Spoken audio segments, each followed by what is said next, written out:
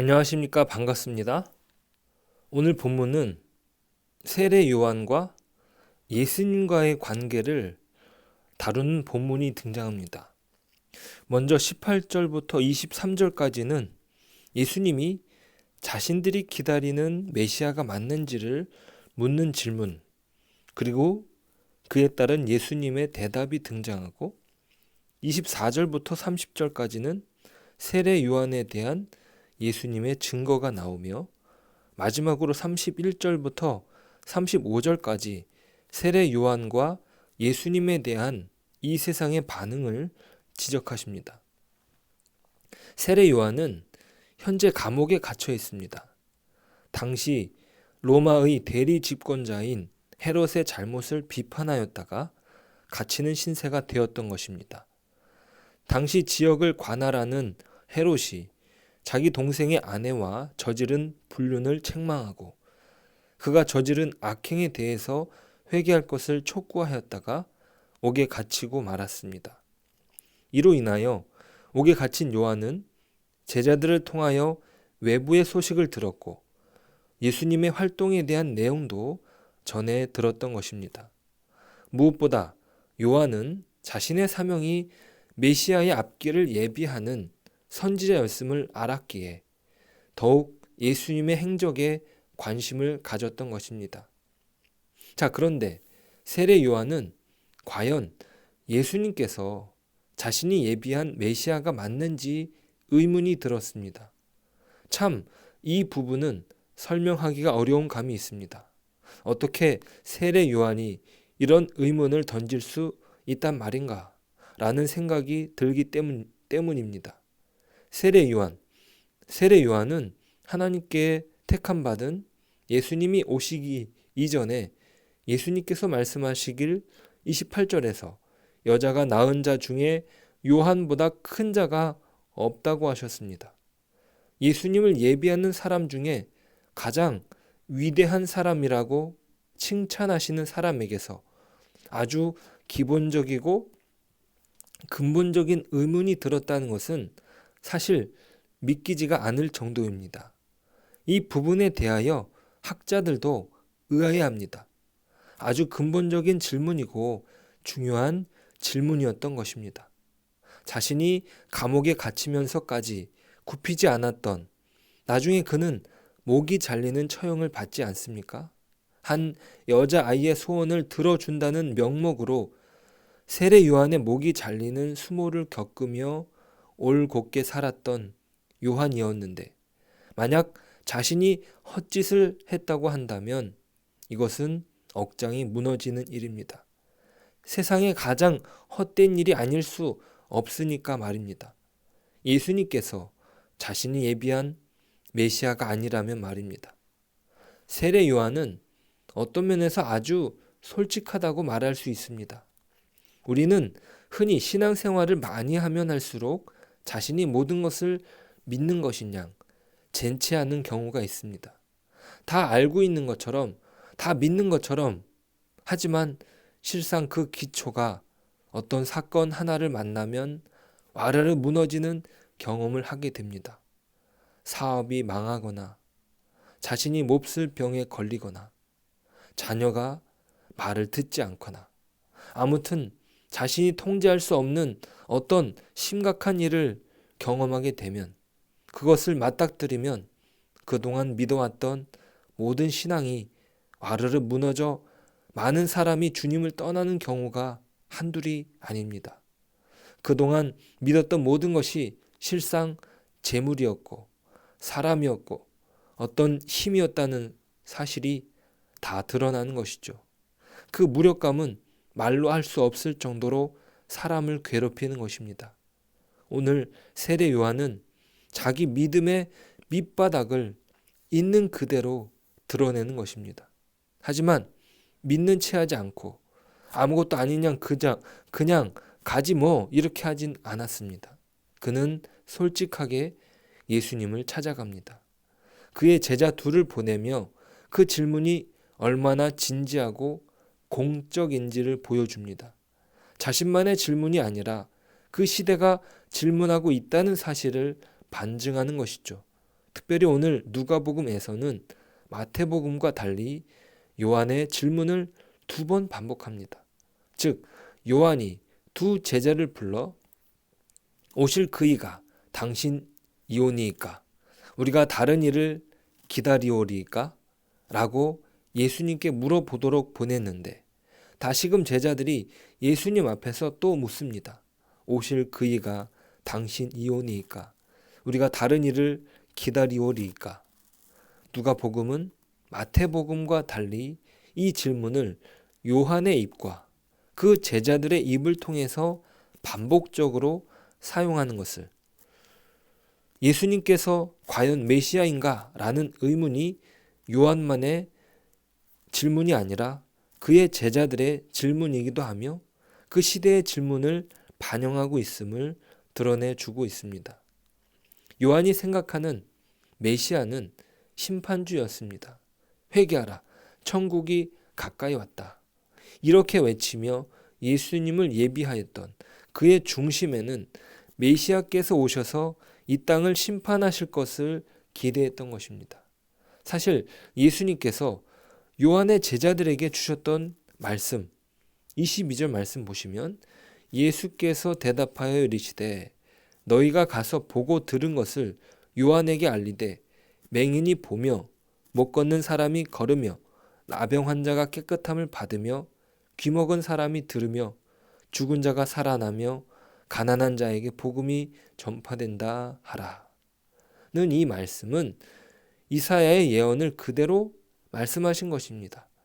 이사야 61장의 말씀과 35장의 예언을 섞어서 이야기를 하셨는데 이 말씀을 이용하면서 보복에 대한 말씀을 인용하지 않으신 것입니다.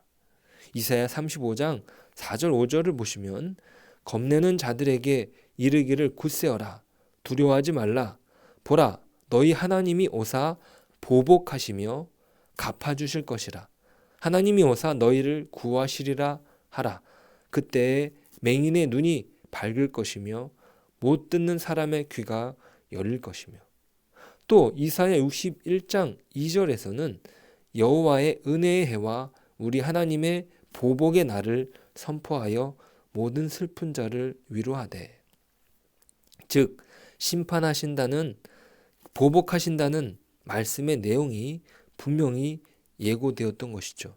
즉 메시아로서 주님은 심판을 하셔야 되는데 보복을 하셔야 되는데 들리는 소문에 주님께서 심판하시는 모습이 보이지 않으니 답답했던 것입니다. 하지만 우리 주님께서는 메시아로서 그 사역을 감당하고 계십니다. 주께서 메시아로 오셨다고 약속하셨던 말씀은 예수님을 통해서 분명히 이루어지고 있었던 것이죠.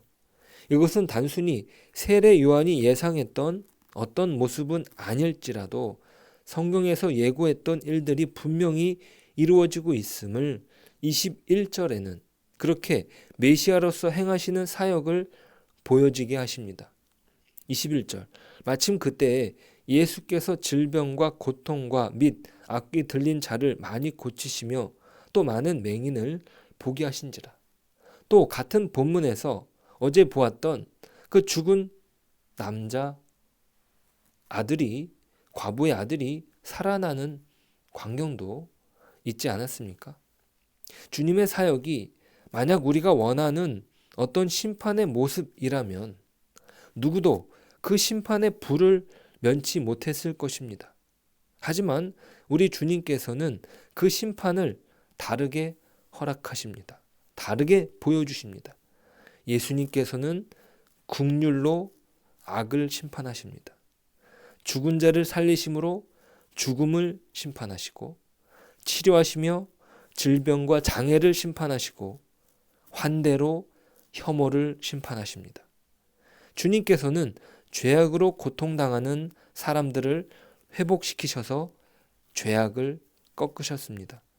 주님께서 달리신 십자가는 다름 아니라 이 세상의 죄를 폭로하신 것입니다. 심판을 내리셔야 할 주님께서 심판을 받으심으로 우리를 회복시키시는 길을 내신 것입니다. 주께서 심판하시는 것은 주께서 인용하시는 말씀처럼 온전한 회복이 동반되는 것입니다. 세상의 죄악에 고통당하는 사람들을 구하시기 위하여 우리 주님께서 십자가의 심판을 받으신 것이죠. 그러한 십자가의 방법이 없었다면 누구도 회복될 수 없으며 인류는 심판을 받을 수밖에 없는 처지에서 건져질 수 없게 된 것입니다. 예수님께서 세례 요한의 질문에 대답하시고 세례 요한에 대하여 말씀해 주십니다. 세례 요한이 생각했던 어떤 심판을 드러내지 않으시는 주님에게 있어서 세례 요한은 어떤 사람인가 말씀해 주시는 것이죠. 그들이 알고 있는 화려한 옷을 입지 않고 광야에 있었던 선지자가 옳다고 말씀하십니다. 또한 그들이 알고 있는 어떤 선지자보다 훌륭한 자임을 말씀하시죠. 25절 26절이에요. 그러면 너희가 무엇을 보려고 나갔더냐? 부드러운 옷 입은 사람이냐? 보라, 화려한 옷을 입고 사치하게 지내는 자는 왕궁에 있느니라. 그러면 너희가 무엇을 보려고 나갔더냐? 선지자냐? 옳다. 내가 너희에게 이르노니 선지자보다도 훌륭한 자니라. 그러나 요한을 예수님과 비교한다면 예수님 앞에 보냄을 받은 예수님의 길을 예비하는 자라는 사실을 분명히 아시죠. 그가 이 세상에서 큰 자이지만 하나님의 나라에서는 지극히 작은 자라고 말씀하십니다. 요한은 땅에서 큰 자이고 그러나 예수님께서는 하나님 나라에서도 큰 자이십니다. 그러니까 이 땅에서 예수님을 이해하는 것은 불가능하다고 말할 수 있습니다. 그저 예수님께서 하시는 일들 속에서 하나님께서 품고 계시는 그 뜻을 확인하는 것뿐이죠. 세례 요한이 예비한 메시아가 예수님이심을, 그러나 그 예수님의 행동은 이 땅에서 큰 자였던 세례 요한조차도 이해할 수 없었던 하나님의 뜻을 감당하신 것입니다. 그러한 모습이 나중에 제자들에게서도 그 십자가 앞에서 뿔뿔이 흩어지는 모습으로 나타나지 않습니까? 어떻게 그 사랑과 긍휼의 깊이를 우리가 이해할 수 있겠습니까? 그러면서 마지막으로 예수님께서 꼬집으시는 것은 악하고 위선적인 바리새인들과 율법 교사들입니다. 그들은 요한이 심판을 경고하고 회개를 촉구하자 그들은 우리가 피리를 불 테니 부담스러운 말은 그치고 유쾌한 말이나 전하라고 했습니다. 이제 예수님이 오셔서 그들이 정죄하고 멀리한 사람들에게 긍휼을 베푸시자 그들은 우리가 곡할 테니 경망스러운 짓을 그만두고 엄숙해져라고 했습니다. 이것을 비유로 말씀하신 것이죠. 32절 34절이에요. 비유하건대 아이들이 장터에 앉아 서로 불러 이르되 우리가 너희를 향하여 피리를 불어도 너희가 춤추지 않고 우리가 곡하여도 너희가 울지 아니하였담과 같도다. 세례 요한이 와서 떡도 먹지 아니하며 포도주도 마시지 아니하매 너희 말이 귀신이 들렸다 하더니 인자는 와서 먹고 마시매 너희 말이 보라 먹기를 탐하고 포도주를 즐기는 사람이요 세리와 죄인의 친구로다 하니. 그러니까 그들은 세례 요한의 말이나 예수님의 말이라도 듣지 않았습니다. 그들의 체면과 기득권을 지키기에 애썼고 세례 요한과 예수님을 비난하기에 급급했던 것입니다.